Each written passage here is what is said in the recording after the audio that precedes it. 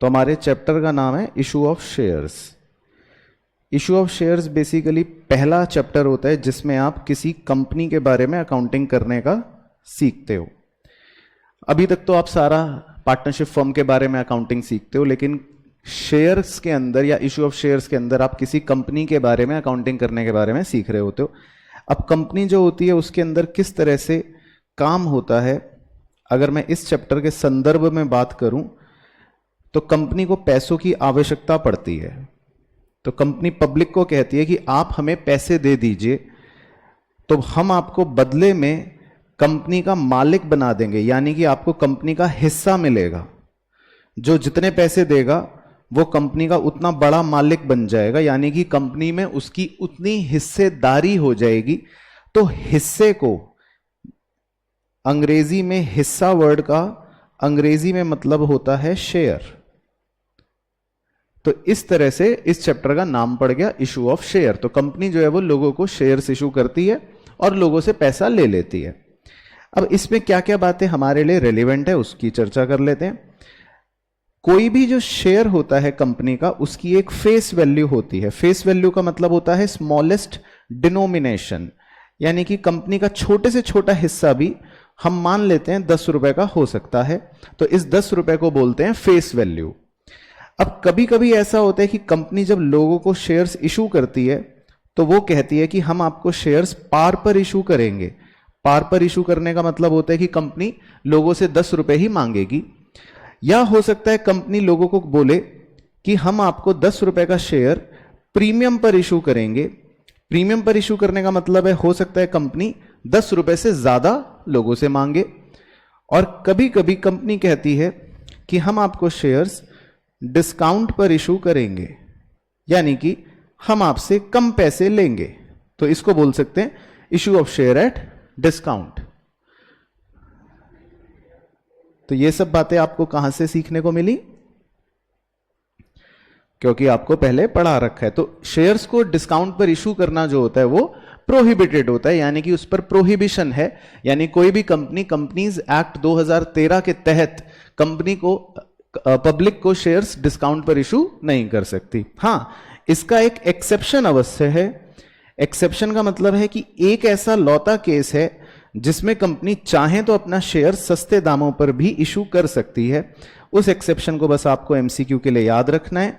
वो एक्सेप्शन है sweat equity shares. Sweat equity shares का कॉन्सेप्ट क्या होता है एक बार फटाफट से बता देता हूं। स्वेट इक्विटी शेयर्स का मतलब आप इसके नाम से याद रखना। स्वेट का मतलब होता है पसीना। तो कंपनी में पसीना कौन बहाता है? कंपनी में पसीना सबसे ज्यादा बहाता है कंपनी का एम्प्लॉय, जो दिन रात कंपनी के लिए मेहनत करता है। तो कभी कभी ऐसा भी होता है कि कोई कंपनी अपने एम्प्लॉय को कहती है कि आपने हमें इतनी मेहनत करी हमारे लिए, तो हम आपको बदले में खुश होकर शेयर्स देना चाहते हैं, और वो भी बहुत सस्ते दामों में, मान लेते हैं 2 रुपए के। तो इस तरह के शेयर्स इशू को फिर हम स्वेट इक्विटी शेयर्स कहते हैं। तो ये वाले शेयर्स जो हैं ये डिस्काउंट पर कंपनी चाहे तो इशू कर सकती है, अदरवाइज पब्लिक को शेयर्स इशू करना प्रोहिबिटेड है। अब आते हैं कि क्या कंपनी 10 रुपए का अगर शेयर है तो एक साथ ही 10 रुपए मांग लेती है? तो आंसर है यस। कंपनी चाहे तो इकट्ठे ही लोगों से 10 रुपए मांग सकती है, हम उसको कहेंगे लंप सम। लेकिन आमतौर पर हमारे सवालों के अंदर ऐसा नहीं होता। कंपनी आमतौर पर 10 रुपए इकट्ठे नहीं लेती। वो कहती है पहले मुझे आप 4 रुपए दे दो, और ये 4 रुपए मुझे एक एप्लीकेशन के साथ दे दो। तो इसे हम कह देते हैं एप्लीकेशन मनी। फिर कंपनी 2-3 महीने के बाद कहती है कि हम आपको शेयर सब अलॉट करेंगे, तो लाओ इसी खुशी में हमें अलॉटमेंट के पैसे दे दो। तो मान लेते हैं कंपनी 2 रुपए अलॉटमेंट का मनी ले लेती है। फिर उसके 2-3 महीने के बाद कंपनी की सेक्रेटरी हमें फोन करती है, यानी कंपनी की सेक्रेटरी का हमारे पास कॉल आता है पहली बार। तो हम इस 3 रुपए को मान लेते हैं कि कंपनी ने हमसे फर्स्ट कॉल मनी मांग लिया। और उसके भी 2-3 महीने बाद हो सकता है कंपनी की सेक्रेटरी का दोबारा से कॉल आ जाए और वो बोले अब रिमेनिंग 1 रुपए हमें लाके दे दो। तो इसको हम फाइनल कॉल या सेकंड एंड फाइनल कॉल बोल सकते हैं। तो आमतौर पे कंपनी के शेयर को कंपनी वाले इकट्ठे पैसे ना मांगकर पब्लिक से थोड़े से इंस्टॉलमेंट में पैसे ले लेते हैं। अब अगर कोई व्यक्ति अपना पैसा दे रहा है परंतु किसी पर्टिकुलर अमाउंट को वो नहीं दे रहा है, तो जो वो पर्टिकुलर अमाउंट नहीं दे रहा है उसे हम कॉन्सेप्चुअली बोलते हैं कॉल्स इन अरियर, यानी कि उसने कोई पर्टिकुलर अमाउंट नहीं दिया तो उसे हम बोलते हैं कॉल्स इन अरियर। कभी कभी ऐसा भी हो जाता है कि कोई व्यक्ति पैसा देता है और वो अपने अलॉटमेंट के टाइम पर ही किसी आने वाली किस्त के पैसे हमें जल्दी दे देता है, तो उसे हम कॉन्सेप्चुअली बोल देते हैं कॉल्स इन एडवांस। तो दोनों तरह के व्यक्ति हो सकते हैं, चाहे व्यक्ति जल्दी पैसे दे दें और चाहे व्यक्ति पैसे ही ना दे। और कभी कभी तो ऐसा भी हो जाता है कि कोई व्यक्ति जब पैसा नहीं देता तो कंपनी को गुस्सा आना शुरू हो जाता है और कंपनी उसके शेयरों को कैंसिल कर देती है।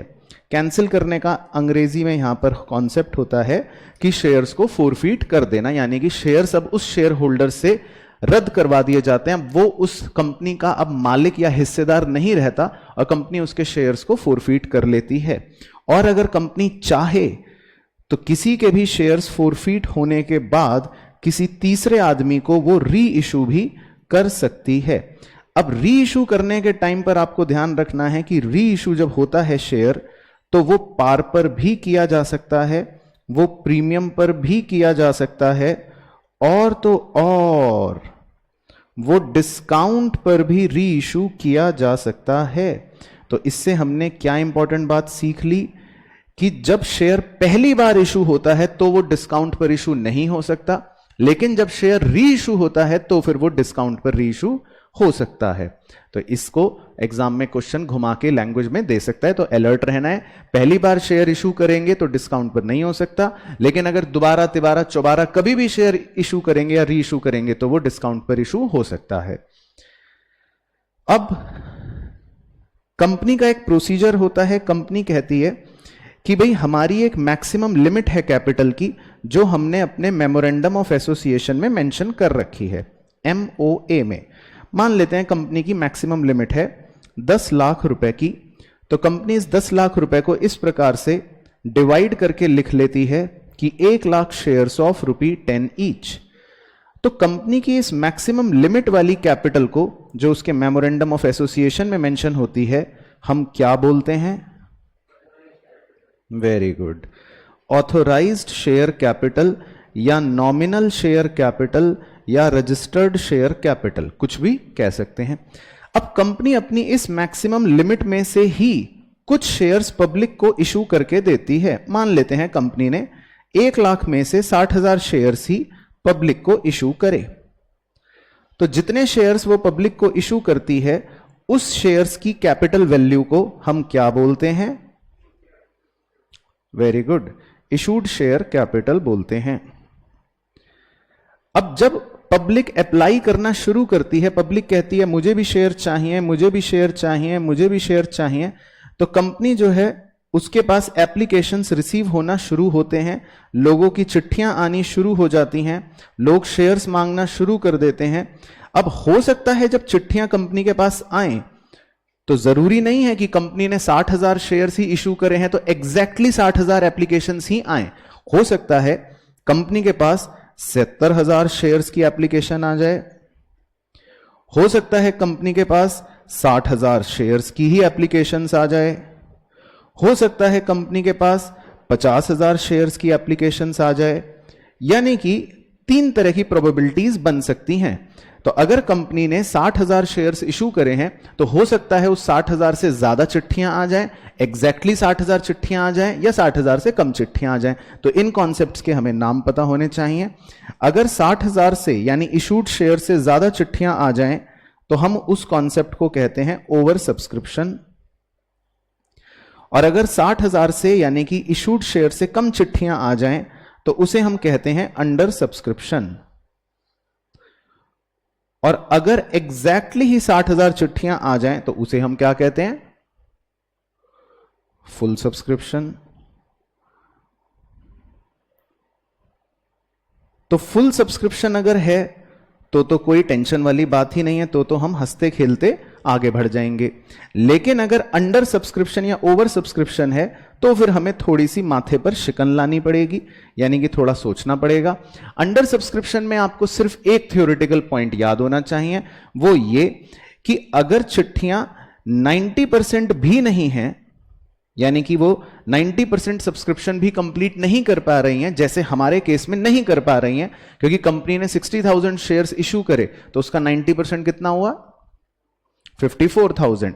तो कम से कम हमारी कंपनी को 54,000 एप्लीकेशंस मिलने चाहिए थे। तो अगर हम 90% भी रिसीव नहीं कर पा रहे हैं तो ऐसे में हमें क्या करना पड़ता है? यस, हमें सारे के सारे शेयर होल्डर्स के पैसे रिफंड करने पड़ते हैं। यानी कि जितनी भी एप्लीकेशंस हमारे पास आई हैं 50,000 की 50,000, उन सारे एप्लीकेंट्स के हम पैसे वापस लौटा देंगे और हमारा आईपीओ फ्लॉप घोषित हो जाएगा। लेकिन ऐसा प्रैक्टिकल जीवन में बिल्कुल भी नहीं होता है, तो ये खाली किताबी बात है और आपका इसको सिर्फ 90% सब्सक्रिप्शन वाला पॉइंट याद रखना है। सर, अगर हम रिफंड करने में देरी करते हैं और आप 15 दिन से ज्यादा का डिले कर देते हो तो क्या होगा? तो आपको पैसे के साथ साथ ब्याज भी देना पड़ेगा। कितने प्रतिशत का? श्योर? नहीं, 12% पर एनम। मुझे लगा 10% पर एनम कह रहे हो। ठीक है, तो फिर कंपनी को ब्याज भी देना पड़ेगा। तो बस आपको इतनी बात पता होनी चाहिए। अब अगर ओवर सब्सक्रिप्शन हो जाए, यानी कि कंपनी के पास 60,000 शेयर्स हैं लेकिन एप्लीकेशंस आ जाएं ज्यादा शेयर्स की, यानी 70,000 शेयर्स की, तो फिर ऐसे में कंपनी के पास होते हैं 3 सुनहरे ऑप्शंस जिसमें कंपनी आगे बढ़ के काम कर सकती है। पहला ऑप्शन होता है कि company straight away excess applications को रिजेक्ट कर सकती है, यानी कि कंपनी बोलेगी कि हम 60,000 एप्लीकेंट्स को 60,000 शेयर दे देंगे और एक्स्ट्रा 10,000 शेयर्स को हम रिजेक्ट कर देंगे। तो कंपनी चाहे तो एक्सेस एप्लीकेशंस को स्ट्रेट फॉरवर्ड रिजेक्ट कर सकती है। लेकिन आमतौर पर कंपनी ऑप्शन नंबर 2 का पालन करती है, जिसके अंदर प्रो राटा बेसिस पर अलॉटमेंट किया जाता है। प्रो राटा बेसिस अलॉटमेंट का मतलब यह है कि कंपनी कहती है कि जिन लोगों ने हमसे 7 शेयर्स मांगे हैं उन्हें मिलेंगे सिर्फ 6 शेयर्स, यानी कि कंपनी एक रेशियो के मुताबिक अलॉटमेंट करती है। यानी कि अगर जिन लोगों ने मुझसे 7 शेयर मांगे तो कंपनी कहती है हम आपको 6 शेयर्स ही दे पाएंगे। तो इस तरह के अलॉटमेंट को कहते हैं प्रो राटा अलॉटमेंट।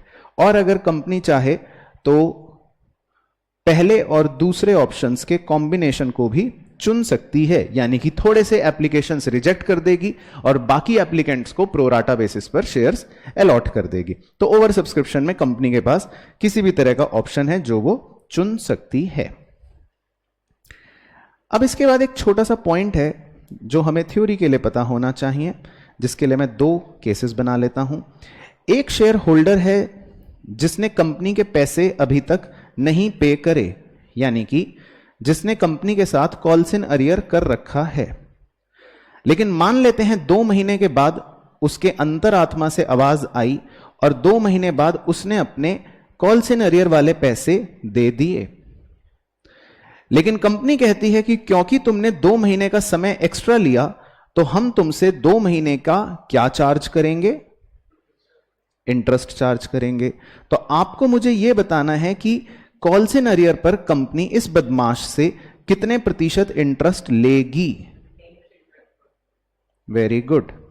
तो कंपनी इस बदमाश से 10% पर एनम का इंटरेस्ट लेगी। आपको खाली बस ये interest on calls in arrear की प्रतिशत याद रखनी है। और ये मैं नहीं कह रहा, ये नियम हमें कहां दे रखे हैं? टेबल F में ऑफ कंपनीज एक्ट 2013। बिल्कुल इसकी तरह कुछ व्यक्ति हमें जल्दी पैसा भी दे देते हैं, यानी कि कॉल्स इन एडवांस दे देते हैं। तो हो सकता है उन्होंने कंपनी को 3 महीने जल्दी पैसे दे दिए हों।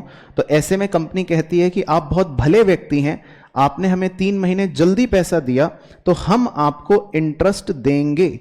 तो आपको मुझे बताना है कि कंपनी इन्हें कितने प्रतिशत का इंटरेस्ट देगी? 12% पर एनम का इंटरेस्ट देगी। बिल्कुल सही। और ये मैं नहीं कह रहा हूं, ये कौन कह रहा है? Table F of companies act 2013। तो बस आपको ये याद रखना है कि interest on calls in arrear जब लेना है तो 10% लेना है, लेकिन interest on calls in advance जब देना है तो 12% देना है। अब आते हैं जी, क्या कंपनी हमेशा शेयर्स पब्लिक को ही पैसों के बदले में इशू करती है? तो आंसर है नो, क्योंकि कई बार कंपनी, इनफैक्ट 3 ऐसे केसेस हैं जिसमें कंपनी अपने शेयर्स तो इशू करती है लेकिन बदले में पैसा नहीं लेती। यानी कि हमारा कॉन्सेप्ट बन गया issue of shares for consideration other than cash. तो सर अगर पब्लिक को इशू करने पर पैसा लेती है तो ऐसे कौन से लोग हैं जिनको शेयर्स इशू करने पर वो पैसा नहीं लेती? तो वो हमें पता होना चाहिए। हो सकता है वो कंपनी के प्रमोटर्स हों जिन्हें कंपनी शेयर्स इशू कर रही हो सकता हो वो अंडर राइटर्स हों जिन्हें कंपनी शेयर्स इशू कर रही हो सकता हो वो कोई ऐसे वेंडर्स हों जिनसे आपने या तो कोई एसेट खरीदा है या शायद पूरा का पूरा बिजनेस खरीदा है, तो आप कंपनी उनको शेयर्स इशू कर रही हो। अब आपको जो रटना है वो क्या रटना है कि अगर प्रमोटर्स को शेयर्स इशू करे तो आपको क्या जर्नल एंट्री करनी पड़ती है? Incorporation expense account debit to promoters account, पहली एंट्री, और दूसरी entry promoters account debit to share capital account. तो 2 एंट्रीज आपको करनी पड़ती हैं। इसी तरह अगर अंडर राइटर्स को शेयर्स इशू हुए हैं तो आपकी एंट्री होती है underwriting commission account debit to underwriters account, और दूसरी एंट्री होती है underwriters account debit to share capital account. लेकिन जब आप वेंडर को शेयर्स इशू करते हैं तो फिर आपको यह देखना पड़ता है कि क्या आपने एक एसेट खरीदा। अगर आंसर है यस कि हमने खाली एसेट खरीदा तो आपकी एंट्री होती है asset account debit to vendor. परंतु अगर आपने उससे पूरा का पूरा बिजनेस खरीद लिया, यानी कि आपने एसेट भी खरीदा, लायबिलिटी भी खरीदी और पूरा एक सौदा करके आए हो, तो फिर आपको जितने भी एसेट्स खरीदे गए हैं उन्हें अलग अलग लिखकर डेबिट करना पड़ेगा। जितनी भी लायबिलिटीज आपने खरीदी हैं उन सारी लायबिलिटीज को अलग अलग लिखकर क्रेडिट करना पड़ेगा। और जितने रुपए में आप सौदा तय करके आए हो, जिसको अंग्रेजी में कहते हैं, क्या कहते हैं? वेरी गुड, सही रट्टे मार रखे बच्चों ने, परचेज कंसीडरेशन, उतने रुपए से वेंडर को क्रेडिट करना पड़ेगा। फिर जब आप डेबिट क्रेडिट दोनों को जोड़ेंगे तो आपका मैच नहीं करेगा। हो सकता है बैलेंसिंग फिगर नीचे की तरफ बच रहा हो या हो सकता है बैलेंसिंग फिगर ऊपर की तरफ बच रहा हो, दोनों में से किसी एक जगह बचेगा। अगर ऊपर बैलेंसिंग फिगर बचा तो क्या बोलेंगे? गुडविल बोलेंगे, इस बात का ध्यान रखना है। और अगर नीचे बैलेंसिंग फिगर बचा तो कैपिटल रिजर्व बोलेंगे, इस बात का ध्यान रखना है। तो ये हो गई हमारे बिजनेस खरीदने की एंट्री। अब बिजनेस तो हमने खरीद लिया वेंडर भाई साहब से, मान लेते हैं सौदा करके आए हम 120 रुपए में फॉर एग्जाम्पल। तो अब अगली एंट्री में वेंडर कहेगा लाओ मुझे पैसे दे दो, तो आपको अब वेंडर को पैसे देने पड़ेंगे। तो आपकी एंट्री हो जाएगी वेंडर अकाउंट डेबिट 120 रुपए, फिर वेंडर कहेगा मैं 10 रुपए कैश लूंगा, तो आप उसको 10 रुपए कैश दे दोगे। वेंडर कहेगा मैं 20 रुपए चेक लूंगा, तो आप उसको 20 रुपए का चेक दे दोगे। वेंडर कहेगा मैं 30 रुपए का बिल्स पेबल एक्सेप्ट करना चाहता हूं, तो हम 30 रुपए का उसको बिल्स पेबल दे देंगे। वो जो भी बोलेगा हम उसको दे देंगे। वो कहेगा मुझे घड़ी चाहिए तो आप घड़ी दे दोगे, वो कहेगा मुझे जूता चाहिए तो आप जूता दे दोगे। लेकिन आमतौर पे ये सब चीजें आपके सवालों में नहीं होंगी। आपके सवालों में वो आपसे क्या मांगेगा?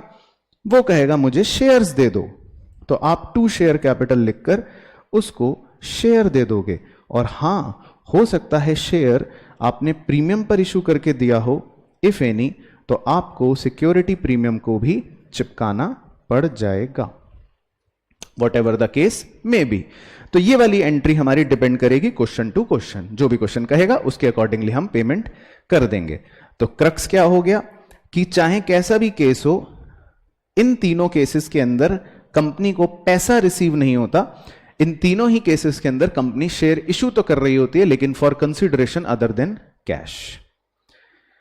इसके बाद बेसिक जर्नल एंट्रीज क्या होती हैं इस चैप्टर की, मैं बस सिर्फ वो एक बार फटाफट फास्ट मैनर में डिस्कस कर रहा हूं। सबसे पहले कंपनी को एप्लीकेशन मनी मिलता है, तो आप एंट्री करते हो bank account debit to share application. Then उसके बाद कंपनी उस शेयर एप्लीकेशन के मनी को ट्रांसफर करती है तो आप एंट्री करते हो share application account debit to share capital account. अगर लेकिन आपने ओवर सब्सक्रिप्शन के केस में कोई एप्लीकेशंस को रिजेक्ट कर रहा है तो आपको रिफंड करे गए मनी को सारा का सारा क्रेडिट करना पड़ेगा।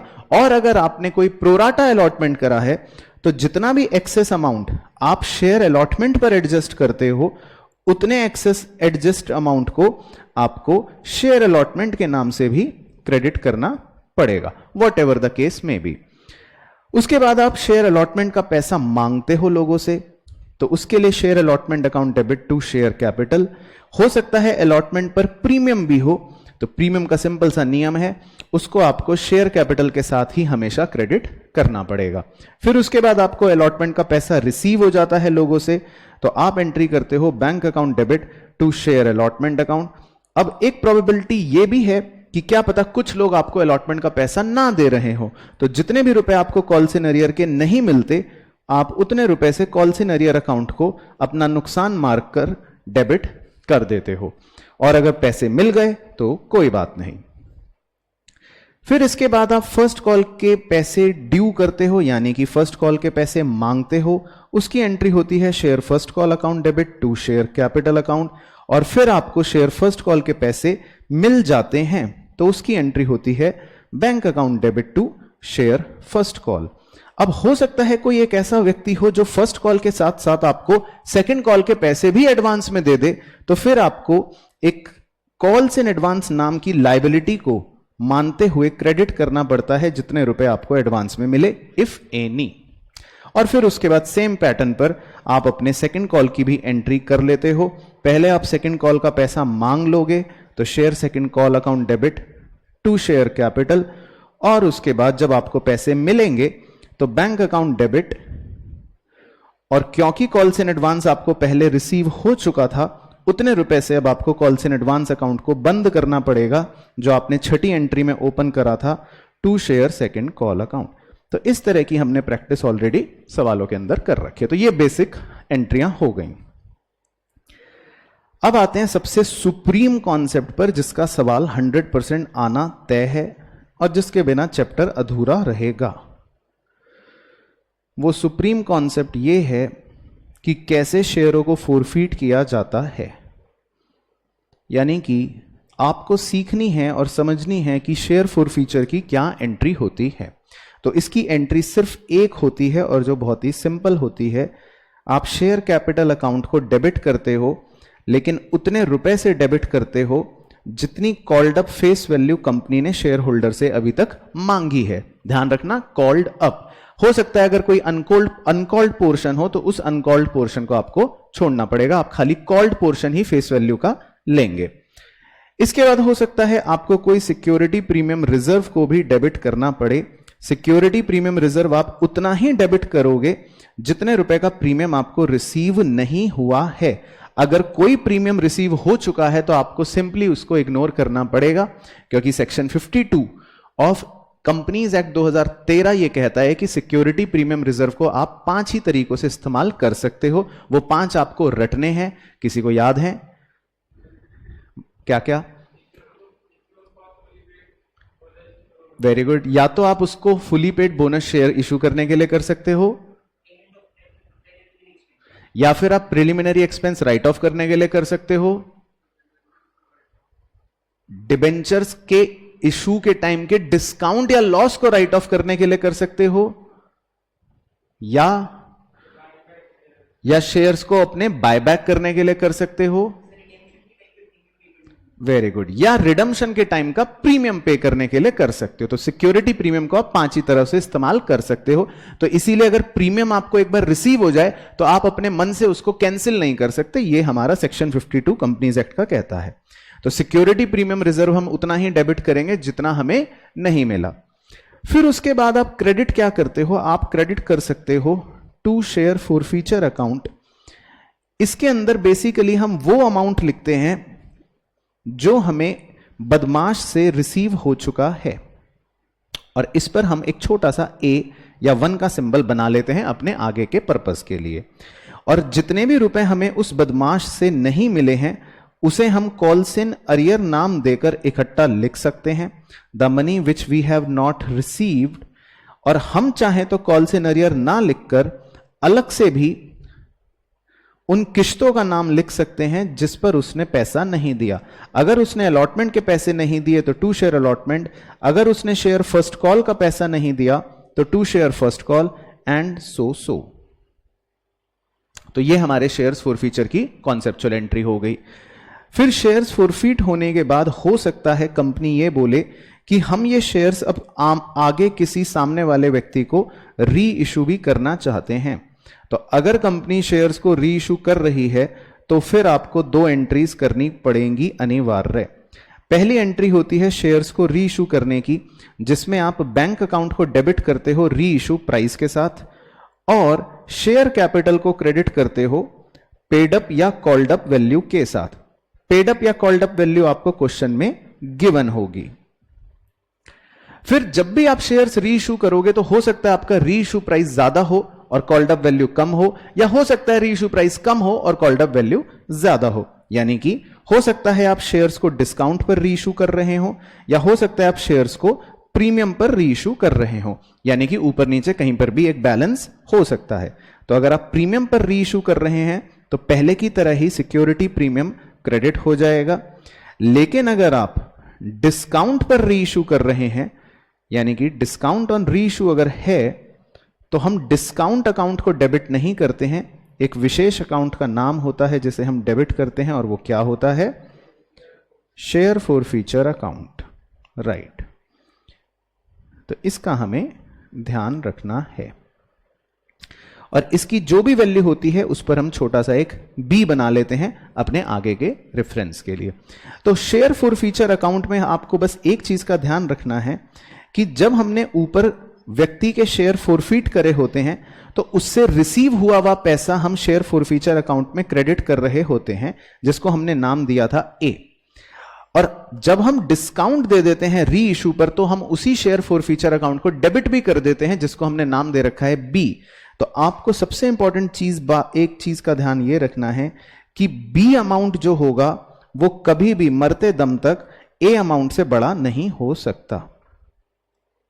यानी कि जो हमें रिसीव के टाइम पर शेयर फॉरफीचर में हमने जितने रुपए क्रेडिट करे हैं, हम उससे ज्यादा रुपए री इशू के टाइम पर फॉरफीचर में डेबिट नहीं कर सकते। तो यह बात हमें याद रखनी पड़ेगी। उसके बाद हम दूसरी एंट्री करते हैं री इशू की, जिसमें हम अपने शेयर फॉरफीचर में हुए फायदे को, यानी कैपिटल प्रॉफिट को, एक स्पेशल रिजर्व के अंदर ट्रांसफर कर देते हैं और उस स्पेशल रिजर्व का नाम क्या होता है? कैपिटल रिजर्व होता है। और उसमें पैसा ट्रांसफर करने के लिए एक छोटा सा मिनी फॉर्मूला आपको सिखा रखा है। वो मिनी फॉर्मूला है कि जो भी ए अमाउंट आपने फॉरफीचर में पहले क्रेडिट करा था, उस ए अमाउंट को लिखकर आप नंबर ऑफ शेयर्स री इशूड से मल्टीप्लाई कर देंगे और उसे डिवाइड करेंगे नंबर ऑफ शेयर्स फॉरफीट के साथ, तो आपका एक आंसर आ जाएगा और उस आंसर में से आपको माइनस करना पड़ेगा वो बी अमाउंट जो आपने री इशू की एंट्री में डेबिट साइड पे लिख रखा होगा। तो ऑटोमेटिकली आपकी एक वैल्यू निकल जाएगी which you will transfer to capital reserve. तो ये था पूरा कॉन्सेप्चुअल रिवीजन जो मेनली आपको याद रखना है प्रैक्टिकल सवालों के पर्पस से। बाकी इसमें तरह तरह के परम्यूटेशन कॉम्बिनेशन वाले सवाल तो हो ही सकते हैं जो हम प्रैक्टिस कर लेते हैं। क्लियर? आइए जी, तो सबसे पहले कह रहा है question number 1 and 2 are based on the given text. तो धीरे धीरे पढ़ते हैं फिर आपसे सॉल्व करवाएंगे। Batra limited issue 20,000 shares of ₹100 each. तो देखो बच्चों, 100 रुपी का शेयर इशू करा कंपनी ने, तो ये हो गई face value at a premium of ₹25 per share. तो ये 25 रुपए का जो है ये है प्रीमियम, तो इसको हमने अलग लगाया। Payable as follows, ₹20 on application, तो आपका ब्रेकअप में 20 रुपए आ गया एप्लीकेशन का। ₹45 ऑन अलॉटमेंट इंक्लूडिंग 15 प्रीमियम, तो इसका मतलब आप कैसे इसको प्रेजेंट करोगे? 30 रुपए आप फेस वैल्यू के शो कर दो और 15 रुपए आप प्रीमियम के शो कर दो। फिर कह रहा है 60 rupee on first and final call including 10 premium, तो इसको आप कैसे शो करोगे? 50 रुपी फर्स्ट कॉल के फेस वैल्यू के शो कर दो और 10 रुपए का प्रीमियम शो कर दो। The issue was over subscribed by 10,000 shares. इस लाइन का क्या मतलब है? Very good. तो इसका मतलब है कि कंपनी के पास टोटल शेयर्स 30,000 आए, या इसका मतलब कंपनी के पास जो टोटल एप्लीकेशंस आई वो 30,000 शेयर्स के लिए आई, क्योंकि कंपनी ने 20,000 शेयर्स इशू करे थे और 10,000 वो कह रहा है कि एक्स्ट्रा आ गई, तो इसका मतलब कंपनी के पास टोटल 30,000 चिट्ठियां आई। फिर वो कह रहा है applicants of 8,000 shares were allotted only 1,000।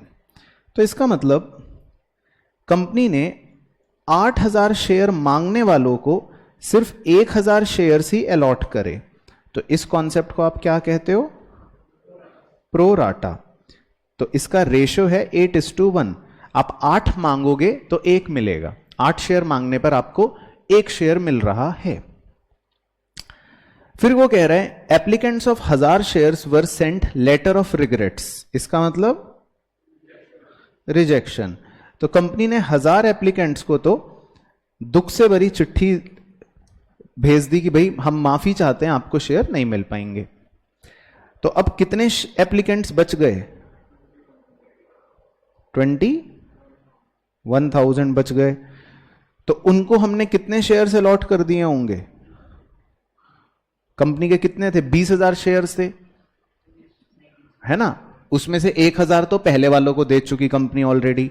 तो अब इन बचे हुए 21,000 को कितना दे पाएगी कंपनी? 19,000 शेयर्स दे पाएगी।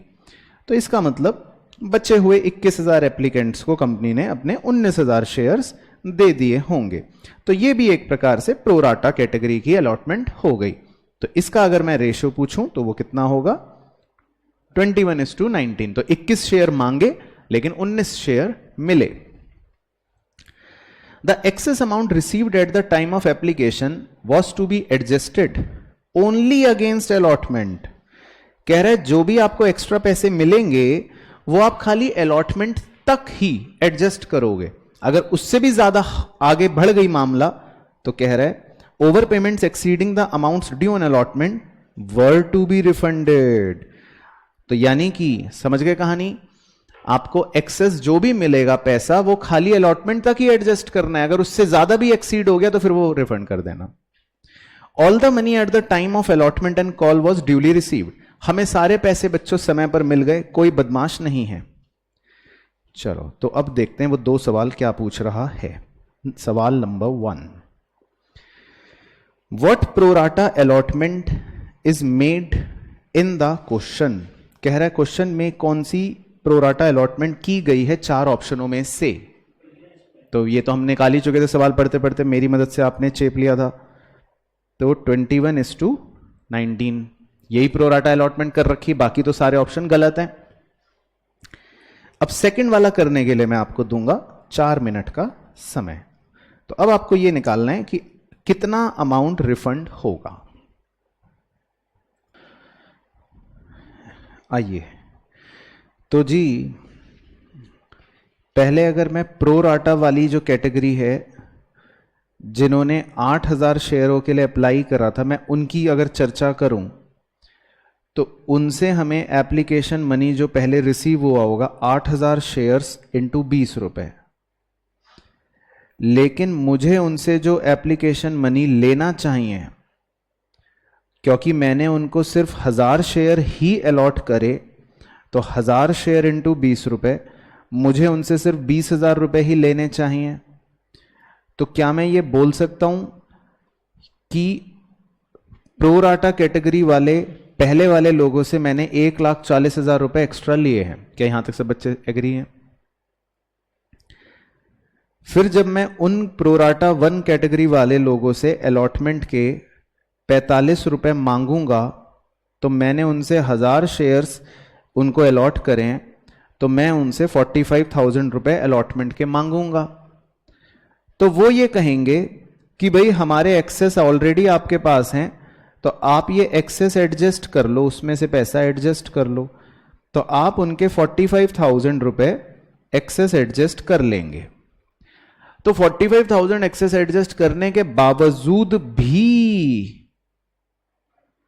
95 आपके अभी भी बच गए एक्सेस। क्या मैं सही बोल रहा हूं? सब बच्चे इससे एग्री कर रहे हैं? तो क्वेश्चन ने कहा था कि इसको फर्स्ट कॉल पे नहीं एडजस्ट करना, इस 95 को क्या करना है, हमको रिफंड करना है। तो एक तो हो गया जी ये रिफंड 95,000, तो यहां तक मैं सही हूं, ठीक है। फिर दूसरे थे वो लोग जिनके हमने 1000 शेयर्स स्ट्रेट अवे रिजेक्ट कर दिए थे ना, वो याद है सवाल? मैंने तो बनाते बनाते याद हो गया था। दूसरे वाले 1000 एप्लीकेंट्स थे जिनके हमने सीधा रिजेक्ट कर दिए थे, तो उनका तो हमें रिफंड करना ही करना है, उनके 20 रुपए तो हमें रिफंड करने ही करने हैं। तो कितने रुपए उनके रिफंड हो गए? 20,000 उनके रिफंड हो गए, ठीक है जी, ओके। फिर उसके बाद जो तीसरी कैटेगरी के लोग थे, यानी जो तीसरे प्रोराटा वाले 21,000 और 19,000 वाले लोग थे, अब क्योंकि उनके रेशो में गैप बहुत कम है, 21 और 19 बहुत कम गैप है, तो मुझे सीधा ये बात पता है, अंडरस्टूड है, लॉजिकल है, आप चाहे क्रॉस चेक कर लेना, कि उनका एक्सेस मनी अलॉटमेंट के आगे जाएगा ही नहीं। अगर आप निकाल के भी देखोगे तो उनका एक्सेस जो निकलेगा वो बहुत ही कम निकलेगा और वो अलॉटमेंट पे ही खत्म हो जाएगा। आप चाहें तो इसको बाद में निकाल के देख लेना, तो इसलिए मैं उनको छोड़ देता हूं। तो 1,15,000 रुपए मुझे इसका मतलब क्या करना है, कुल मिलाकर रिफंड करना है। तो ये सवाल ने पूछा था। तो ये है बेसिकली आपका बढ़िया सवाल, एग्जाम में ऐसा आएगा। तो उसी बच्चे का थोड़ा ठीक होगा जो प्रोराटा की वर्किंग्स प्रॉपरली करना जानता होएगा, ठीक है। तो अब इसका आंसर सही आ गया, 1,15,000। चलो नेक्स्ट क्वेश्चन दोबारा से आपके पास है। तो अब क्वेश्चन नंबर 3 और 4 के लिए कहानी पढ़ते हैं ध्यान से। N Limited was incorporated on 1st April with registered office in Mumbai. The capital clause of the Memorandum of Association reflected a registered capital of 8 lakh equity shares of ₹10 each. तो company के भाई maximum 8 lakh equity share हैं 10 रुपए के, and 1 lakh preference shares of ₹50 each, और 1 lakh preference shares हैं 50 each के maximum हैं। Since some large investments were required for building and machinery, the company, in consultation with vendors Messrs VPS Enterprises, issued 1 lakh equity share and 20,000 preference shares at par with them in full consideration of asset acquired. तो साहब ये कौन सा concept हो गया जो आपको अभी रिवाइज करवाया था कि हम कंसीडरेशन अदर देन कैश वाला, यानी कि कंपनी अपने इक्विटी और preference share Messrs VPS enterprise को इशू कर रही है क्योंकि उनसे बदले में बिल्डिंग और मशीन एक्वायर करें। बिसाइड्स दिस, कह रहे इसके अलावा the company issued 2 lakh equity share for cash at par, payable 3 रुपए एन एप्लीकेशन और 2 रुपए ऑन सेकेंड कॉल। ठीक है, तो बीच का जो अलॉटमेंट और फर्स्ट कॉल है वो कुल मिला के 5 होगा, क्योंकि 3 रुपए की एप्लीकेशन है, 2 रुपए की सेकंड कॉल है, तो बीच का मान लेते हैं अलॉटमेंट और फर्स्ट कॉल मिला के तो 5 ही होगा। क्या मैं सही बोल रहा हूं? ठीक है। उसके बाद till date the second call has not yet been made. ओ, तो इससे आप क्या समझे? 2 रुपए जो है वो इसका मतलब अनकॉल्ड है। वेरी गुड, इसका मतलब कंपनी ने अभी तक फाइनल कॉल तो करी ही नहीं है। All the shareholders have paid, सभी ने पैसे दे दिए हैं, except mister Ajay who did not pay allotment and calls on his 300 shares. कह रहे अजय के पास 300 शेयर्स हैं और उसने अलॉटमेंट और कॉल्स के पैसे नहीं दिए हैं, ठीक है। And mister Vipul who did not pay the first call on his share on his 200 shares, और विपुल ने फर्स्ट कॉल के पैसे अपने 200 शेयर्स पे नहीं दिए हैं। तो मैं आपको भी बताता हूं, क्वेश्चन में मिसप्रिंटिंग है, अलॉटमेंट और फर्स्ट कॉल का ब्रेकअप हमें चाहिए, तो मैं वो आपको भी बताता हूं। फिलहाल सवाल पढ़ते हैं। The shares of mister Ajay then forfeited, कह रहे अजय के शेयर्स हमने फोरफीट करे हैं, ठीक है। And out of the 100 shares were री इशूड एट ₹12 पर शेयर, और उसमें से हमने 100 शेयरों को रीइश्यू कर दिया है 12 रुपए का, ठीक है।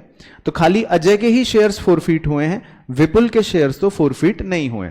तो हो सकता है हमें ब्रेकअप की जरूरत ना भी पड़े। अब वो क्वेश्चन क्या पूछ रहा है, नंबर 3 में पूछ रहा है the amount of security premium reflected in the balance sheet at the year and.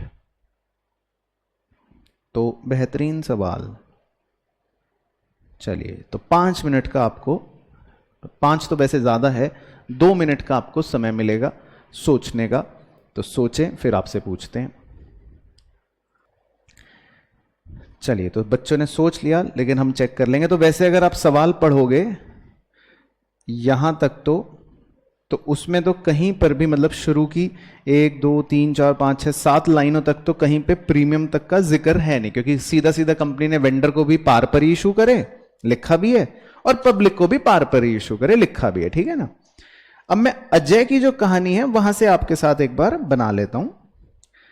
हमारा 10 रुपए का जो शेयर था उसके बारे में लिखा था कि 3 रुपए जो है वो एप्लीकेशन के हैं, और लिखा था 2 रुपए जो है वो सेकंड कॉल के हैं। लेकिन ये बोला था कि वो सेकंड कॉल जो है वो अभी तक अनकॉल्ड है। अनकॉल्ड का मतलब वो तो चलो कंपनी ने अभी तक मांगी ही नहीं है, ठीक है। और अजय के बारे में ये लिखा था कि अजय एक ऐसा व्यक्ति है जिसके पास कितने शेयर्स हैं, 300 शेयर्स हैं, है ना। और उसने अपने अलॉटमेंट के और फर्स्ट कॉल के पैसे नहीं दिए। तो इस बात से तो अब सब एग्री कर रहे होंगे कि इसका मतलब अजय ने 3 रुपए एप्लीकेशन के तो दे दिए होंगे, लेकिन अलॉटमेंट और फर्स्ट कॉल के 5 रुपए नहीं दिए होंगे। यही था अजय की कहानी का निष्कर्ष, और उसके शेयर फोरफीट हो गए, ठीक है। फिर बाद में लिखा था कि हमने अजय के ही शेयरों में से 100 शेयर्स रीइश्यू करें, यही बोल रहा था। 100 शेयर्स रीइश्यू करें, और कितने रुपए के रीइश्यू करें, 12 रुपए के रीइश्यू करें। तो मैं सीधा रीइश्यू की एक एंट्री करके आपके साथ चर्चा कर लेता हूं। रीइश्यू की एंट्री जो होती है वो होती है बैंक अकाउंट डेबिट, जिसमें हम क्या लिखते हैं, रीइश्यू का price. To share capital account, to share capital account के अंदर हम लिखते हैं या तो पेडअप। पेडअप का मतलब होता है कि रीइश्यू करने के टाइम पे शेयर की क्या पेडअप वैल्यू है, वो क्वेश्चन हमेशा या तो आपको देता है कि कितने रुपए पेडअप वैल्यू है। तो एक बार सवाल देख लेते हैं, कुछ उसने दिया है क्या। लास्ट लाइन दोबारा पढ़ लेना। 100 शेयर्स वर री इशूड एट ₹12 पर शेयर कट। तो इसका मतलब तो ये कि उसने आपको पेडअप वैल्यू नहीं दे रखी, तो मैं इसको काट देता हूं। तो जब हमको पेडअप वैल्यू नहीं देता तो अगला हथियार होता है हमारे पास कॉल्ड अप वैल्यू। अगला हथियार क्या होता है, कॉल्ड अप वैल्यू। तो हमारा कॉल्ड अप वैल्यू कितना है, 8। ओहो, मैंने बैंक में 8 लिख दिया था, सॉरी। बैंक में तो रीइश्यू का प्राइस लिखना था मुझे 12, सॉरी बच्चों, पहले वो ठीक कर लेता हूं। तो शेयर कैपिटल में हमारा हथियार होता है कि हमें क्या लिखनी होती है, कॉल्ड अप वैल्यू। तो हमारे सवाल में कॉल्ड अप वैल्यू कितनी है, 8 रुपी, क्योंकि 2 रुपी तो अनकॉल्ड है। ऊपर के चित्र में देखोगे आप, तो कॉल्ड अप कितनी है, सिर्फ 8 रुपी। तो इसका मतलब आपको शेयर कैपिटल में लिखना है सिर्फ 8 रुपी। अब क्योंकि 100 शेयर्स री इशू हुए होंगे, तो मैं 100 शेयर से मल्टीप्लाई कर देता हूं, तो 1200 और 800 बन गया। तो इसका सीधा सीधा मतलब यह बन गया कि इसका मतलब कंपनी ने जो शेयर्स री इशू करे हैं वो प्रीमियम पर करे होंगे री इशू। तो आपका प्रीमियम कितने रुपए बैलेंस आ रहा होगा, 400 रुपए का बैलेंस आ रहा होगा। तो आप नालायकों ने पेडअप जो है वो 10 लेकर सोचा होगा, तभी आपका प्रीमियम शायद 200 आ रहा था। तो 200 प्रीमियम आंसर गलत है, तो कन्या वर्ग का सही। अच्छा, आपने 400 बोला था, लेकिन जिन बच्चों ने 200 बोला उनका गलत हो गया, लेकिन सही आंसर जो है वो कितना होगा, 400 हो गया। सबको समझ आ गया। तो सिक्योरिटी प्रीमियम जो है वो है बेसिकली 400 रुपए। तो इसका सही आंसर हो गया आपका ऑप्शन नंबर बी, ठीक है ना। तो इसीलिए मैंने कहा था बेहतरीन क्वेश्चन था। चलो कोई बात नहीं, अब इसका फोर्थ देखते हैं। ये तो ट्रेडिशनल क्वेश्चन है, ये तो बनेगा ही एग्जाम में। What is the amount transfer to capital reserve. तो मैं सवाल लगा देता हूं दोबारा से, ताकि आप कैपिटल रिजर्व का आंसर निकाल के फिर मुझे बताओ। चलो तो चेक कर लेते हैं। तो बेसिकली ये काम करते हैं, हमने रीइशू की एंट्री तो कर ही रखी है ना। तो इसमें जो हमारा वैसे शेयर फॉर फीचर अकाउंट जो डेबिट होता है जिसको हम बी बोलते हैं, वो तो एक तरह से इस सवाल में हमारा जीरो हो गया क्योंकि कुछ है ही नहीं। अब हम अजय के शेयर्स फॉरफीट जो हुए बस उसकी एंट्री कर लेते हैं थोड़ा सा आपके लिए इजी बनाने के लिए। तो शेयर कैपिटल अकाउंट डेबिट 8 रुपए कॉल्ड अप रुपए है और 300 शेयर्स हमने उसके फॉरफीट करे। 2 शेयर फॉर फीचर अकाउंट, इसमें आप लिखते हो जितने रुपए आपको अजय से रिसीव हुए, 3 रुपए रिसीव हो गए है ना। इसमें आप क्या लिखते हो, जितने रुपए आपको अजय से रिसीव हो गए। तो इस पे मैंने लिख लिया 900 रुपए और ए बना दिया।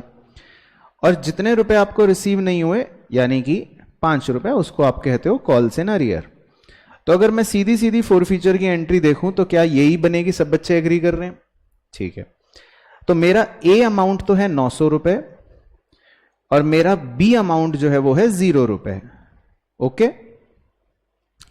तो अब कैपिटल रिजर्व निकालने का आपको सीधा फॉर्मूला भी अभी लिखवा के हमने रिवाइज करवाया था। कैपिटल रिजर्व का फॉर्मूला था a amount into number of shares reissued divided by number of shares forfeited minus b amount. तो ये हमारी पूरी एग्जैक्ट मैथमेटिक्स ऐसे बन जाएगी। तो जब आप इस गणित को सॉल्व करेंगे तो आपका क्या आंसर आएगा, 300, बिल्कुल सही। तो आपका सही ऑप्शन हो गया जी सी 300, ठीक है, तो सही। चलो तो समझ आ गए, ठीक है। तो अब ये मैं आपको होमवर्क में दे देता हूं, नहीं तो फिर आपको ऐसा लगता रहेगा ना कि सारे सवाल मुश्किल आ रहे हैं, डर लगे तो कुछ आसान भी कर लेते हैं हम। ये हम कर चुके हैं ऑलरेडी, ठीक है ना। तो इस पर टिक लगा देता हूँ। 7, 8 हमने मतलब पढ़ लिया था, तो आपके लिए इजी रहेगा होमवर्क में करना। चलो तो कुछ बेसिक सवाल करते हैं, थोड़ा सा आपका मोरल बूस्ट हो जाएगा। तो 9 से शुरू करते हैं जी। विच टाइप ऑफ शेयर्स, कह रहा है कौन से shares can not be issued as per the Companies Act. आपको पढ़ा रखा है कि कौन से शेयर्स इशू नहीं हो सकते हैं। हाँ, इररिडीमेबल प्रेफरेंस शेयर, क्योंकि हमारे कंपनीज एक्ट में ये नियम है कि आपको प्रेफरेंस शेयर्स मैक्सिमम से मैक्सिमम कम से कम 20 साल बाद तो रिडीम करने ही पड़ेंगे। आप कोई भी प्रेफरेंस शेयर ऐसे नहीं रिडीम कर सकते कि भाई जिनको कभी रीपे ही ना किया जाए पूरी जिंदगी, ऐसा हमारे कंपनीज एक्ट में नहीं है। तो सही ऑप्शन हो गया। उसके बाद number 10, among the following which statement is not true. मतलब कि आपको यह बताना है कि कौन सा स्टेटमेंट गलत है अबाउट प्राइवेट कंपनी, आपको झूठ बताना है। क्यों? क्योंकि उसमें कितनी होती है, ठीक है, वेरी गुड। तो इसमें डी ऑप्शन जो है ये गलत है। Minimum paid up capital 5 lakh जो ये बता रहा है ये बात गलत है, क्योंकि प्राइवेट कंपनियों के लिए ये लिमिट है 1 लाख, तो ये गलत है। उसके बाद question number 11, first call amount received in advance from the shareholders before it is actually called up by the directors is। ये हमने आज कॉन्सेप्चुअल डिस्कशन में कवर ही कर लिया था कि अगर कोई हमें पैसे जल्दी दे देता है तो हम कॉल्स इन एडवांस अकाउंट नाम की एक लाइबिलिटी को क्रेडिट कर देते हैं। तो सही ऑप्शन बन गया इसका डी, परफेक्ट। अब थोड़ी सी आपको सोचना पड़ेगा क्वेश्चन नंबर 12 के लिए। अब बढ़िया क्वेश्चन है। RT Limited issued 20,000 equity share of 10 each at a premium of ₹3 payable as follows. On application ₹4, on allotment ₹5, तो उसका मतलब हो गया 2 रुपए फेस वैल्यू और 3 रुपए premium. On first call ₹2, on second call ₹2, ठीक है। Applications were received for 30,000 shares, तो इसका मतलब हो गया oversubscription. And pro rata allotment was made to all, pro rata allotment company ने सबको करके दी। Pass the necessary journal entry for the amount due on allotment, तो कह रहा है आप जर्नल एंट्री बताओ अमाउंट ड्यू ऑन अलॉटमेंट की। तो मतलब कॉन्सेप्चुअल डिस्कशन के अनुसार आपको जर्नल एंट्री नंबर 3 बतानी है, जिसमें हम अलॉटमेंट के पैसे मांगते हैं, वो वाली एंट्री बतानी है। अलॉटमेंट के पैसे मांगने वाली एंट्री बतानी है। तो पहले आप सोचें, फिर मुझे बताएं।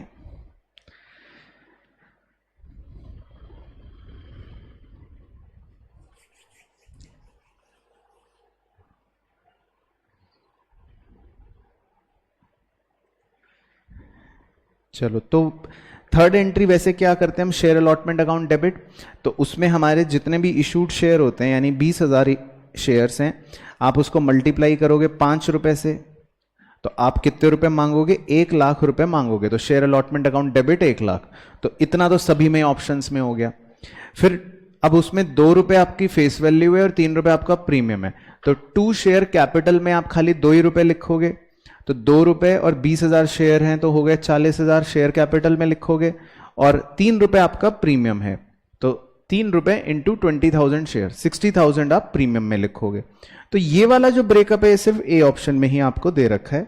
तो इसका जो सही आंसर बन गया वो बन गया ऑप्शन नंबर ए। तो सीधा सिंपल क्वेश्चन बेसिकली ये था। ठीक है, तो आपको बस ये बताना था कि थर्ड एंट्री क्या होगी, तो ऑप्शन नंबर ए होगी सही answer.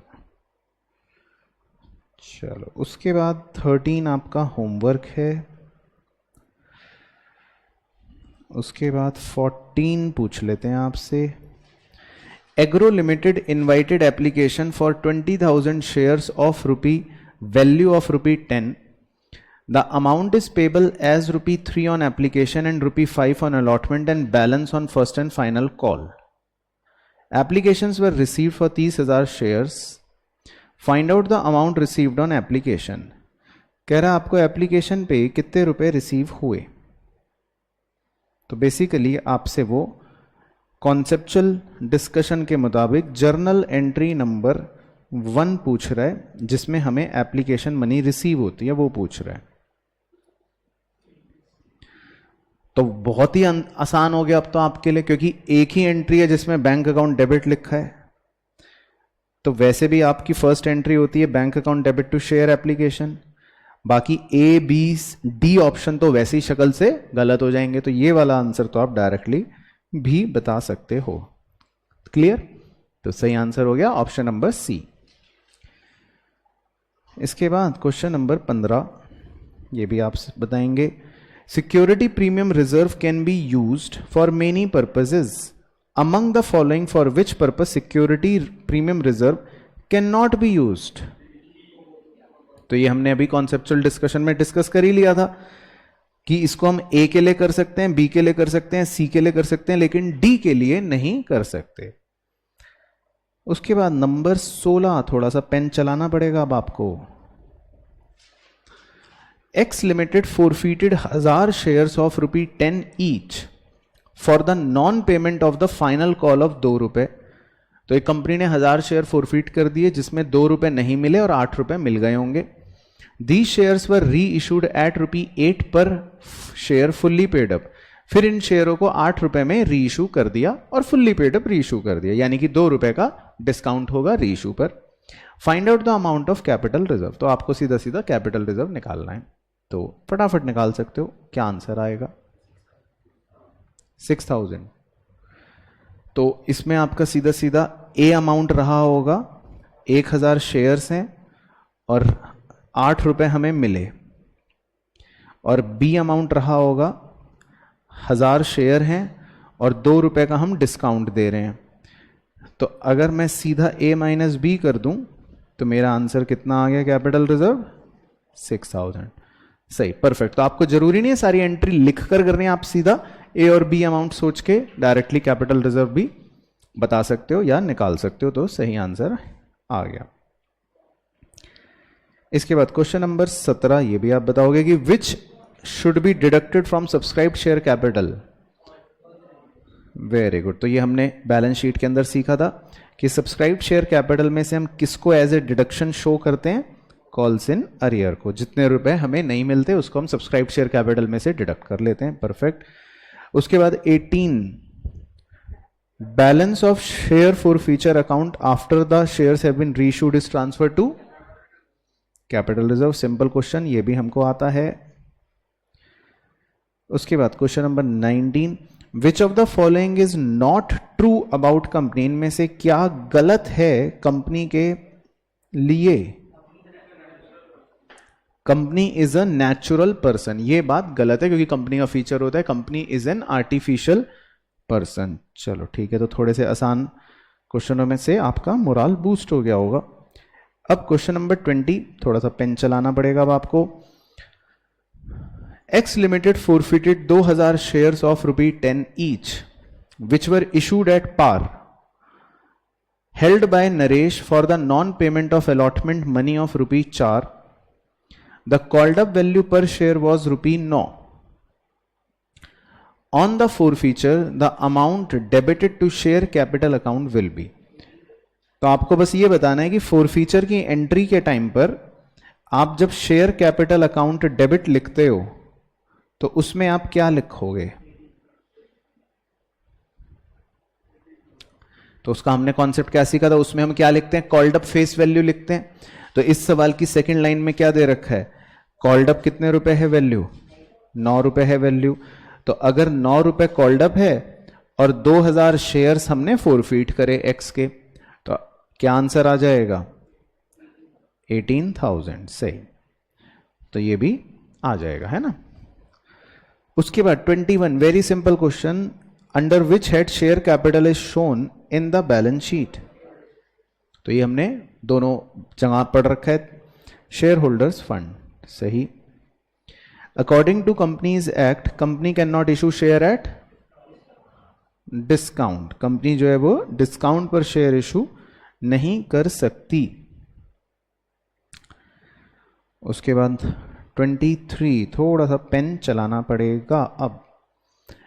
T limited purchased A machine from L limited for ₹60,000, ठीक है। इट वॉज डिसाइडेड टू पे 5,000 रुपए इन कैश, ठीक है, and the balance be paid by the issue of shares of ₹10 each. तो हमने एक मशीन खरीदी 60,000 रुपए की और 5,000 रुपए तो हमने कैश दे दिया है और बचे हुए 55,000 रुपए के लिए हम शेयर्स इशू करेंगे 10 रुपए ईच का। Pass the journal entry if shares issued at a premium of 10%, और 10% कह रहा है हमने प्रीमियम भी इशू करा। तो अब आप देख लो ऑप्शंस में से कौन सा सही लग रहा है आपको।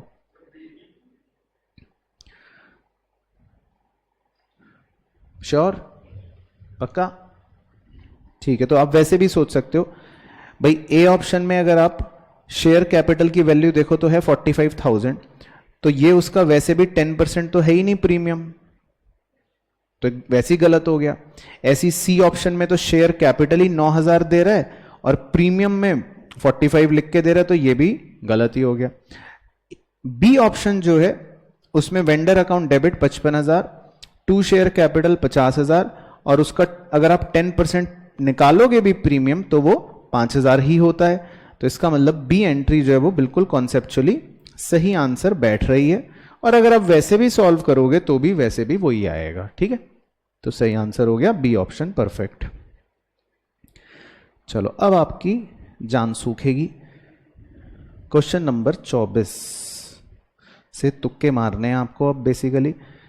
तो इसमें पढ़ते हैं, कहले असर्शन कह रहा है preliminary expenses are not shown in the balance sheet, क्योंकि रीजन कह रहा है preliminary expenses are written off in the same year.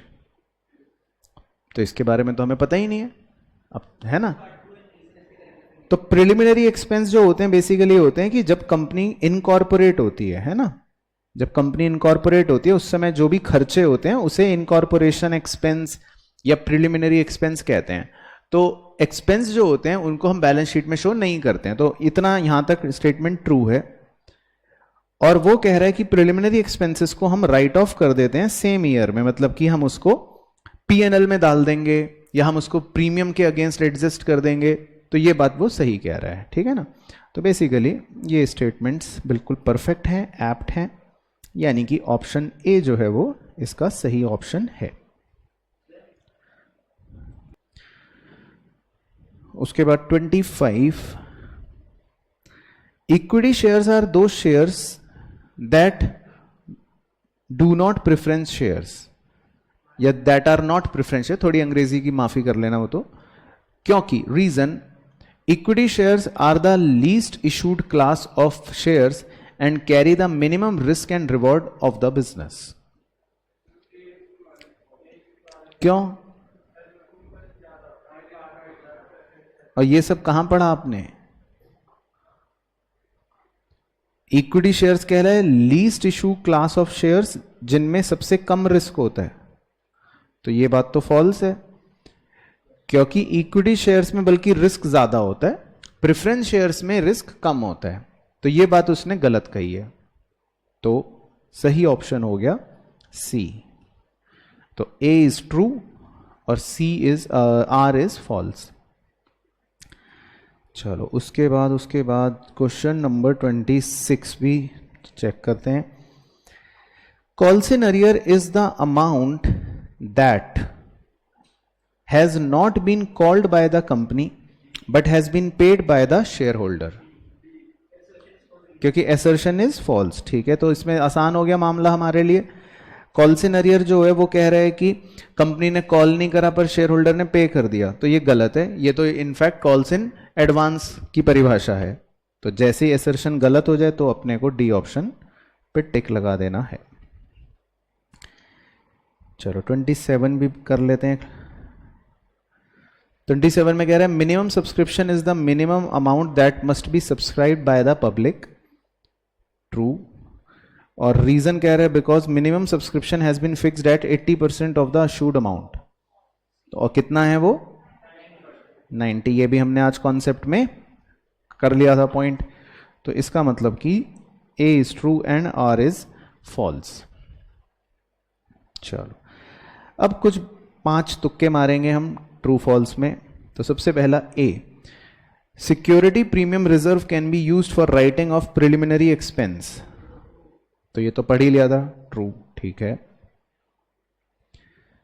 B, issued share capital is that part of authorized share capital that is issued for subscription whether subscribed or not। तो issued share capital जो है वो authorized share capital का ही part होता है, बिल्कुल सही, चाहे वो लोग सब्सक्राइब करें ना करें। सी, cumulative preference shares means that arrears of dividend is payable before dividend is paid on preference shares। क्या गलती है? नहीं, ऐसा नहीं है, ऐसी भी कोई बहुत बड़ी गलती नहीं है। क्यूमुलेटिव प्रेफरेंस शेयर्स की कहानी ये होती है कि इनका डिविडेंड जो है वो इकट्ठा हो जाता है। इकट्ठे करने को क्यूमुलेटिव वर्ड बोल देते हैं। तो जैसे कंपनी ने एक साल डिविडेंड नहीं दिया तो वो इकट्ठा हो गया, दूसरे साल भी नहीं दिया वो इकट्ठा हो गया, तीसरे साल भी नहीं दिया तो इकट्ठा हो गया। तो चौथे साल अब उनको डिविडेंड मिलने से पहले वो पुराने 3 साल का मिलेगा, इकट्ठा मिलेगा। तो ऐसे प्रेफरेंस शेयर्स को हम क्यूमुलेटिव प्रेफरेंस शेयर कहते हैं। तो यही वो अंग्रेजी में कह रहा है कि cumulative preference share means that arrear of dividend is payable before dividend is paid on preference share. तो मतलब इनको पहले पुराना मिलेगा, फिर बाद में इनको अपना नॉर्मल मिल जाएगा या डिविडेंड मिल जाएगा। तो ये ट्रू है स्टेटमेंट, क्योंकि ये इनका एग्जैक्ट मीनिंग होता है बेसिकली।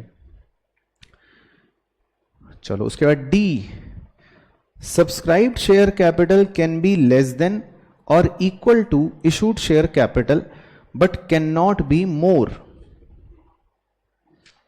तो subscribed share capital issued share capital से ज्यादा नहीं हो सकती, लेकिन उसके बराबर या कम तो हो ही सकती है, ट्रू। और E, shares can be issued to the employees at a discount. पक्का? और उनका नाम क्या होता है? Sweat equity share. चलो तो सही तुक्के मार लिया आपने, ट्रू। तो कंपनी एम्प्लॉइज को अपने शेयर्स डिस्काउंट पर इशू कर सकते, ये बात ट्रू है, पब्लिक को नहीं कर सकती। चलो फिर कुछ फिल इन द ब्लैंक्स के भी मजे लिए जाएं। A, according to table F, ये interest on calls in advance में be paid at a rate not exceeding. ठीक है, तो ये हमने आज सीखा था। Interest on calls in advance company अगर देगी तो 12% पर एनम तक दे सकती है। B, shares issued to promoters in lieu of their services are categorised as shares issued for consideration other than cash, ये भी हमने आज सीख लिया था। उसके बाद number C, premium received on the issue of shares is shown on the dash side of balance sheet. तो प्रीमियम जो है वो आपको पता है सिक्योरिटी प्रीमियम रिजर्व होता है, तो उसको आप बैलेंस शीट के कौन से साइड पे दिखाओगे? हाँ, मतलब खाली लायबिलिटी भी आप लिख सकते हो, क्योंकि एसेट साइड पे तो नहीं दिखाएंगे, लायबिलिटी साइड पर ही शो करेंगे। उसके बाद D, preference share holders are dash of the company. नहीं, इसकी एग्जैक्ट वर्ड टर्मिनोलॉजी याद रखना है। ऐसे दो क्वेश्चन होते हैं, एक होता है debenture holders are dash of the company, और एक होता है preference share holders are dash of the company. तो डिबेंचर होल्डर्स आर होते हैं क्रेडिटर्स ऑफ द कंपनी, क्योंकि वो बाहर के लोग हैं, लेकिन प्रेफरेंस शेयर होल्डर्स होते हैं are owners of the company, क्योंकि ये घर के लोग होते हैं।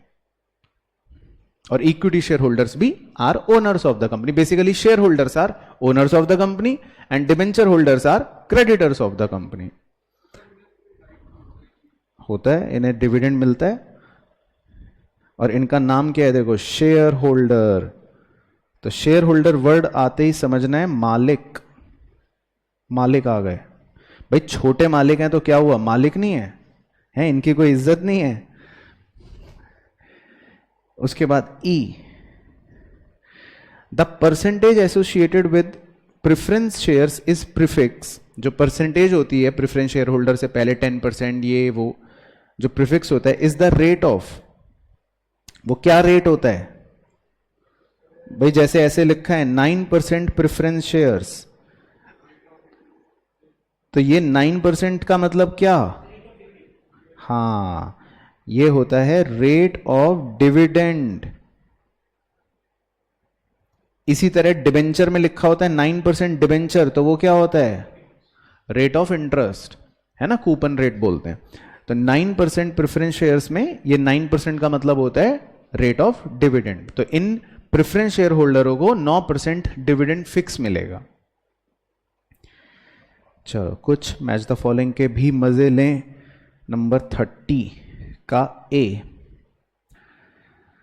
Reserve capital means that certain portion of uncalled share capital which, ठीक है, तो आपको ये पढ़ाया था बचपन में जब आप छोटे भी थे कि रिजर्व कैपिटल कंपनी सिर्फ और सिर्फ और सिर्फ और सिर्फ और सिर्फ कंपनी के बंद होने पर ही मंगवा सकती है, अदरवाइज नहीं मंगवा सकती। तो ये इसका आंसर हो गया। उसके बाद B, special resolution is passed by the company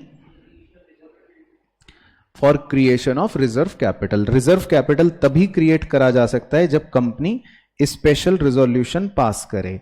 special resolution पता है क्या होता है आपको, क्या होता है, नहीं पता? तो दो तरह के रिजोल्यूशंस होते हैं बच्चों। एक तो होता है जनरल रिजोल्यूशन।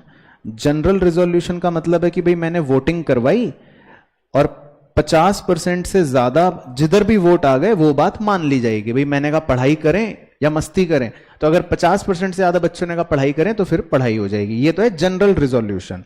लेकिन एक होता है स्पेशल रिजोल्यूशन। स्पेशल का मतलब कि ये कोई बड़ा काम है, तो इसमें खाली मेजॉरिटी से बात नहीं बनेगी, तो इसमें हम चाहते हैं थोड़े और लोग हां बोले। तो स्पेशल रिजोल्यूशन होता है जब 3/4 जनता एक्सेप्ट करे, तो वो हो गया 75% से ज्यादा, तो उसको इसलिए स्पेशल रिजोल्यूशन बोल दे। ये एडिशनल ज्ञान है, 12वीं में नहीं पूछेगा। उसके बाद है C, no accounting treatment regarding reserve capital is made in the books of account. बिल्कुल सही, क्योंकि हमें रिजर्व कैपिटल को बुक्स में शो ही नहीं करना पड़ता, ये बुक्स में वैसे कहीं पे प्रेजेंट ही नहीं होता। और बाकी तो ये अपने आप बचेगा। Reserve capital is a part of uncalled capital. तो ये बेहतरीन मैच द फॉलोइंग था आपको रिजर्व कैपिटल का कॉन्सेप्ट रिवाइज करवाने के लिए, तो ये आप उस एंगल से ले सकते हो। बाकी चलो 1-2 होमवर्क दे देते हैं। 31 आप होमवर्क में कर लेना। उसके बाद चलो 32 कर लेते हैं। A, entry on purchase of asset क्या होगी?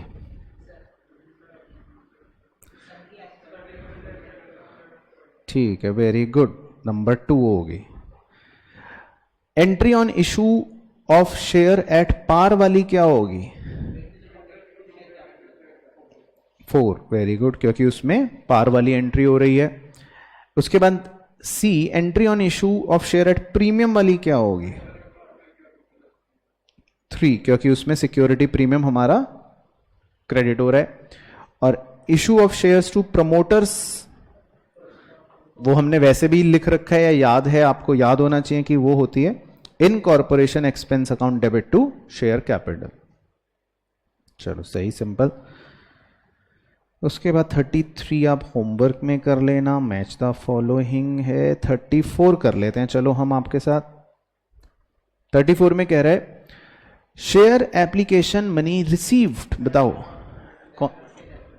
वेरी गुड, तो एप्लीकेशन के पैसे मिले तो एंट्री हो गई bank account debit to share application. तो इससे आपको नरेशन कॉन्सेप्ट्स रिवाइज हो जाएगा। B, share application money transfer की entry, very good, share application account debit to share capital, पैसा ट्रांसफर हो गया।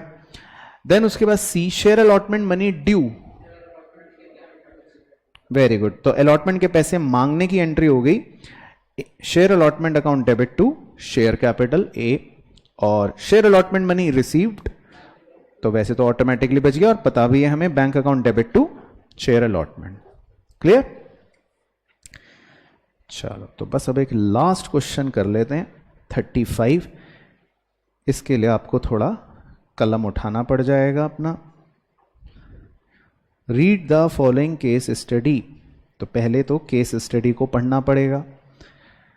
On 1 April Ranjana limited made an issue of 3 lakh equity share of 10 each at a premium of ₹4 per share, payable as follows: 6 on application including 1 premium, 2 on allotment including 1 premium, 3 on first call including 1 premium, 3 on second call including 1 premium. तो पहले इतना चित्र बना लें हम, बताओ क्या breakup बनेगा? ठीक है, तो 5 + 1, 1 + 1, 2 + 1 और 2 + 1, ठीक है।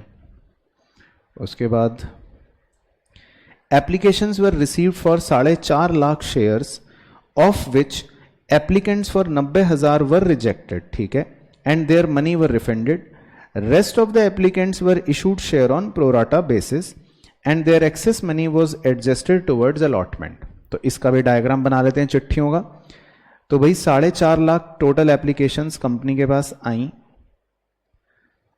तो कंपनी ने क्या करा बताओ? 90,000 एप्लीकेंट्स को तो रिजेक्ट कर दिया, यानी उनके पैसे तो रिफंड कर दिए। बचे कितने? 3,60,000। तो कंपनी ने उन्हें कितने शेयर्स अलॉट कर दिए होंगे? 3 लाख। तो ये कंपनी ने प्रोराटा बेसिस पर अलॉटमेंट कर दिया। तो कंपनी ने कहा जो 6 शेयर मांगेगा हम उसे 5 शेयर देंगे।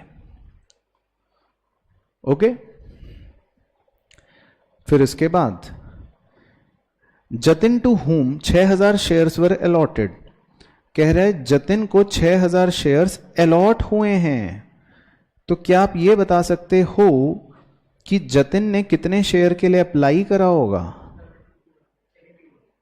अगर ये मान लो जतिन है और ये लिखा है कि जतिन को 6,000 शेयर अलॉट हुए हैं, तो इसका मतलब उसने अप्लाई भी तो करे होंगे ना ज्यादा शेयरों के लिए। तो कितने शेयरों के लिए अप्लाई करा होगा उसने? 7200, बिल्कुल सही। 6,000 × 6/5, 7200 शेयर्स के लिए उसने अप्लाई करा होगा। और फिर आगे क्या लिखा है? फेल टू पे the allotment money and his shares were forfeited after allotment. तो उसके शेयर्स कंपनी ने अलॉटमेंट के बाद फोरफिट कर दिए क्योंकि उसने अलॉटमेंट का पैसा नहीं दिया। तो मतलब ये जतिन ने एप्लीकेशन का पैसा तो दे दिया लेकिन अलॉटमेंट का पैसा नहीं दिया।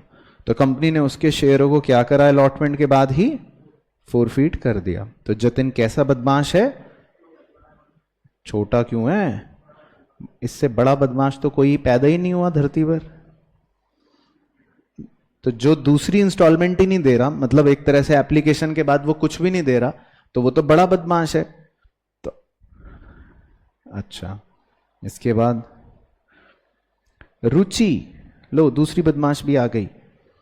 हु अप्लाइड फॉर 10,800 शेयर्स, तो रुचि ने अप्लाई करा है 10,800 शेयर्स के लिए, फेल टू पे द 2 कॉल्स।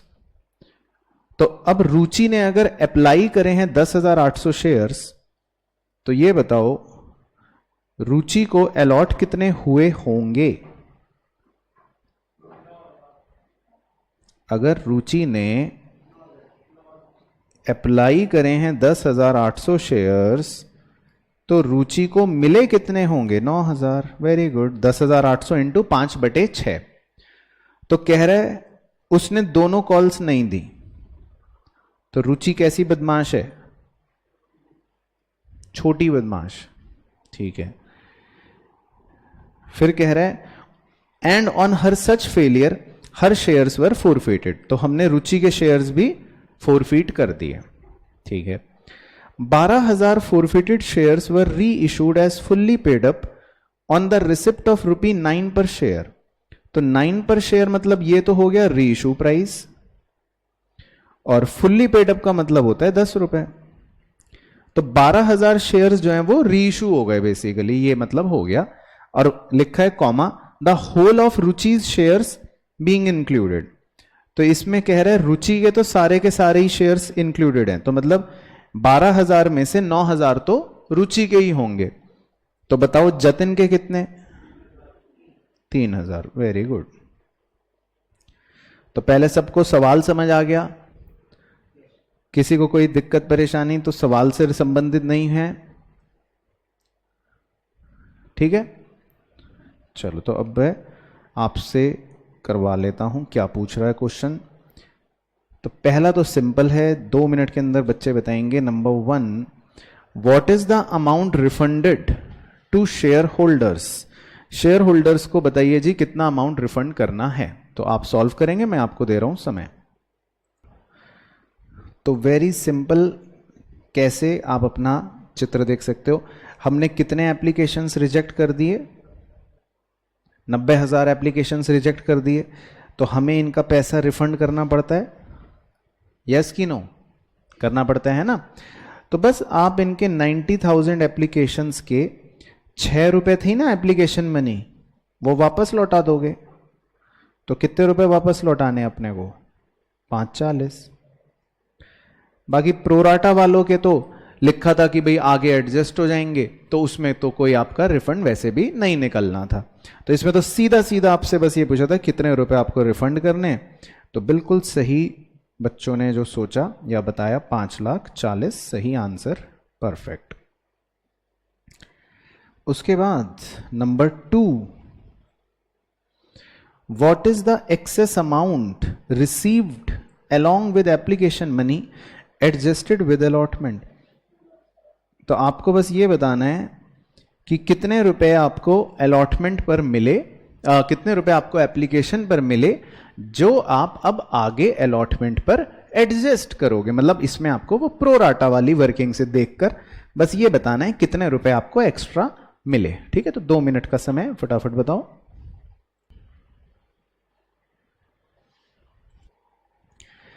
चलो तो इसमें क्या करना है आपको, सिंपल प्रोराटा की वर्किंग करके देखते हैं। तो जैसे 3,60,000 एप्लीकेशंस थी, तो इन लोगों ने हमें एप्लीकेशन के 6 रुपए दे दिए होंगे, है ना।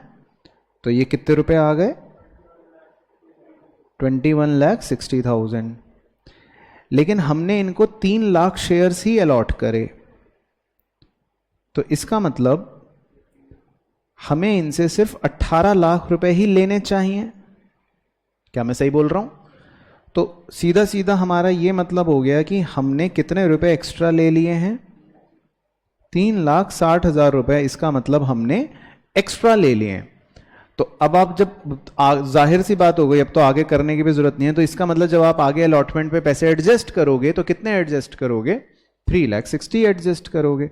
तो बस आपको यही तो निकालना था कि कितने रुपए हमको एक्स्ट्रा मिले जो हम अलॉटमेंट पे एडजस्ट करेंगे। तो इसका सही आंसर बन गया 3,60,000।